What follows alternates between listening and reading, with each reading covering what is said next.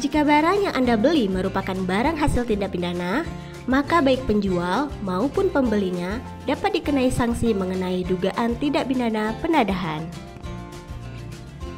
Penadahan ada di dalam pasal 480 KUHP yang masih berlaku sampai saat ini, dan Undang-Undang Nomor 1 Tahun 2023 yang mulai berlaku 3 tahun terhitung sejak tanggal diundangkan.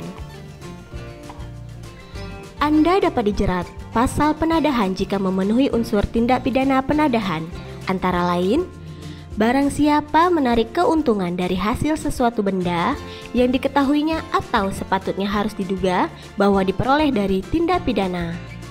Contohnya, jika Anda membeli sebuah sepeda motor dengan harga di bawah harga pasar, atau penjual tidak mampu menjelaskan secara gamblang mengapa dia menjual sepeda motor itu dengan sangat murah dan Anda membelinya, maka Anda dapat dijerat sesuai pasal 480 KUHP sub 1.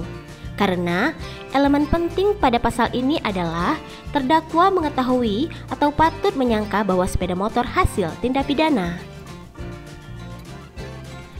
Pada praktiknya, sangat sulit untuk membuktikan atau menyangka bahwa sepeda motor itu hasil tindak pidana atau tidak. Tetapi, dengan Anda membeli sepeda motor dengan harga murah, Anda seharusnya menyangka bahwa itu barang hasil tindak pidana.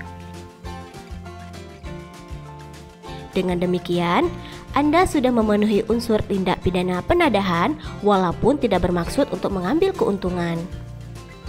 Jadi, buat teman-teman semua tetap harus berhati-hati ya jika ingin membeli barang bekas.